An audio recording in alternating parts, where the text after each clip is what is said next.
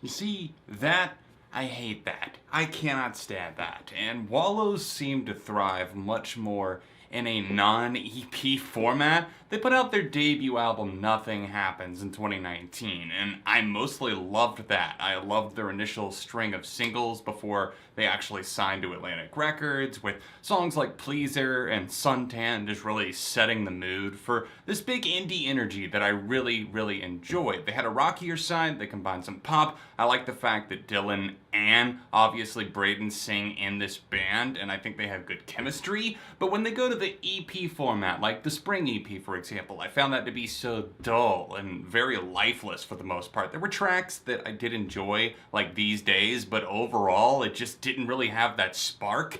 And now with this Remote EP, I kind of get the idea. Lockdown, COVID, obviously there's going to be a lot of music about that. And Remote, it's 6 songs. It's only 16 minutes. They're just kind of in one ear, out the other. And some are much more tangled and frustrating than others.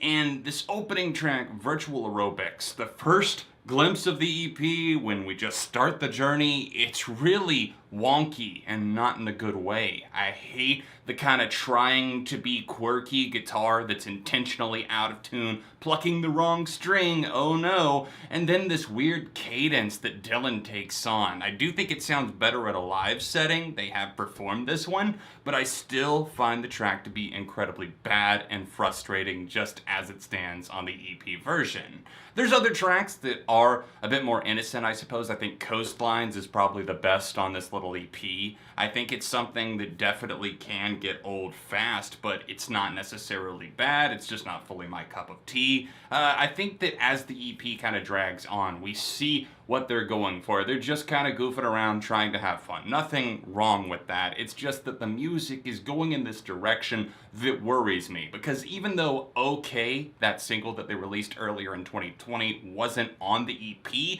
it was indicative of a sound that Wallows were starting to kind of chase. And if you're being influenced by a band like AJR, I think most of you probably know where I would stand on that issue. No bueno. Not a good thing at all. And there's nothing really with that pitch shifting like this on this. I mean, there's a few moments on Virtual Aerobics, and I guess also like Talk Like That, the end of it is rather annoying and irritating and piercing.